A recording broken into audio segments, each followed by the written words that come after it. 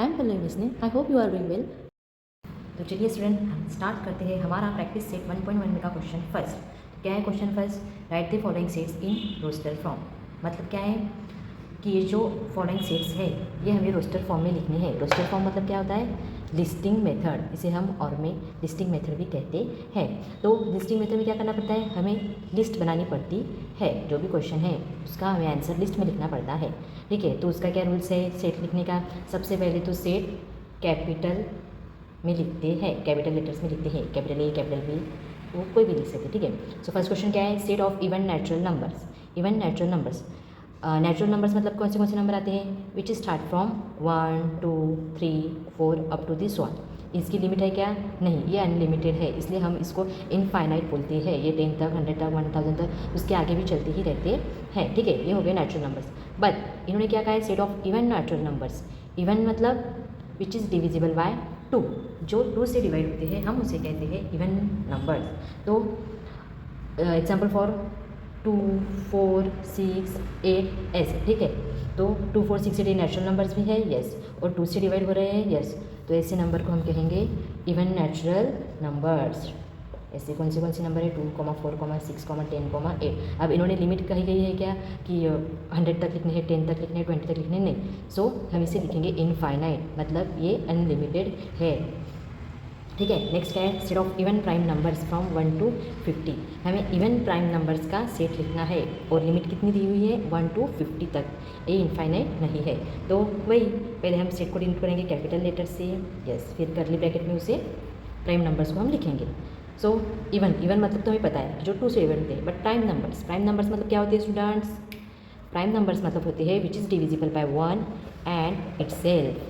मतलब जो 1 से और खुद से डिवाइड होते हैं उस नंबर को हम कहते हैं प्राइम नंबर्स। ठीक है, तो ऐसे कौन से नंबर आते हैं? वैसे 2 3 5 7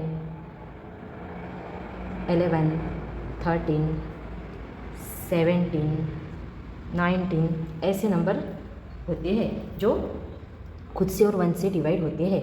3 1 से डिवाइड होता है, यस, और खुद से डिवाइड होता है। 2 से होता है क्या? 4 से होता है क्या? नहीं।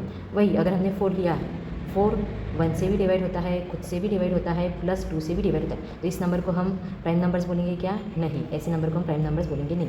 तो ऐसे नंबर हमारे प्राइम नंबर्स है। अब इसमें भी उन्होंने क्या कहा है? Even prime numbers. Even prime numbers मतलब क्या होंगे कि जो विच इज़ डिविजिबल बाय 2 से डिवाइड होंगे। 2 से डिवाइड होता है, यस। 3 होता है क्या? नहीं।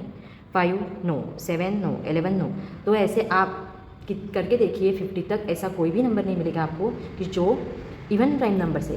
2 ही ऐसा नंबर है कि जो इवन प्राइम नंबर्स है, इसलिए हम यहाँ पे लिखेंगे 2 is an even prime numbers. Set of P equals to in curly bracket 2। ठीक है, नेक्स्ट क्वेश्चन है हमारा सेट ऑफ नेगेटिव इंटीजर्स। अब किसका सेट लिखना है हमें? नेगेटिव इंटीजर्स का। इंटीजर्स कौन से होते हैं? जैसे ऐसी नंबर लाइन रहती है, यहाँ पे 0, यहाँ पे पॉजिटिव इंटीजर्स आते हैं राइट साइड में, और लेफ्ट साइड में -1 -2 -3 ऐसे नेगेटिव इंटीजर्स आते हैं। ठीक है, अब हमें क्या लिखना है? Negative integers. तो इनमें से नेगेटिव इंटीजर्स कौन से हुए? ये। फिर लिखो capital C equals to in bracket -1 -2 -3 up to this one. Limit कही गई है क्या? 5 तक लिखो, -5 तक लिखो, नहीं। तो हम कहाँ तक लिखेंगे? इनफाइनाइट करेंगे। ठीक है, नेक्स्ट क्वेश्चन क्या है हमारा? 7 बेसिक साउंड्स ऑफ ए सरगम। सरगम के 7 बेसिक साउंड्स हमें लिखने हैं। वो तो हमें पता ही है कि सरगम की कौन से बेसिक साउंड्स रहती है। सो कौन से रहते हैं? सा, रे, ग, म, प, ध, नी एंड सा।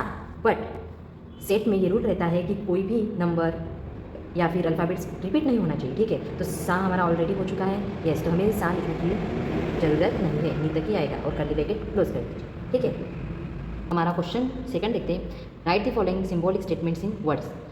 मतलब क्या है इसका कि नीचे दिए हुए जो सिंबॉलिक स्टेटमेंट्स है उसे हमें वर्ड्स में कन्वर्ट करना है, वर्ड्स में लिखना है, उसे क्या कहा जाता है वो लिखना है। ठीक है, सो क्वेश्चन फर्स्ट क्या है?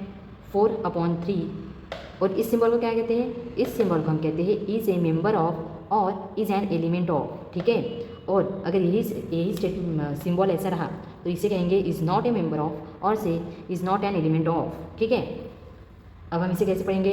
4/3 इज़ एन एलिमेंट ऑफ, और से is a member of Q. ठीक है, तो यही हमें लिखना है 4/3 is an element of set Q. ठीक है, क्योंकि ये कैपिटल लेटर से इसे हम सेट क्यू कहेंगे। नेक्स्ट क्वेश्चन क्या है हमारा, -2 is not an element of N. इस सिंबल को क्या कहते हैं, is not an element of. ठीक है, देखो फिर -2 is not an element of, ये क्या है कैपिटल लेटर से, मतलब ये क्या होगा, सेट एन।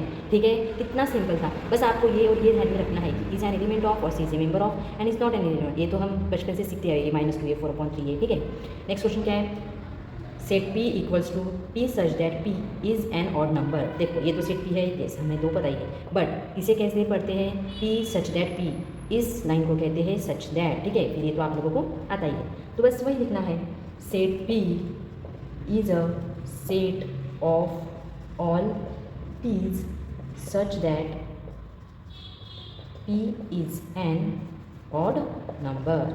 ठीक है, इसे ऐसे पढ़ते हैं।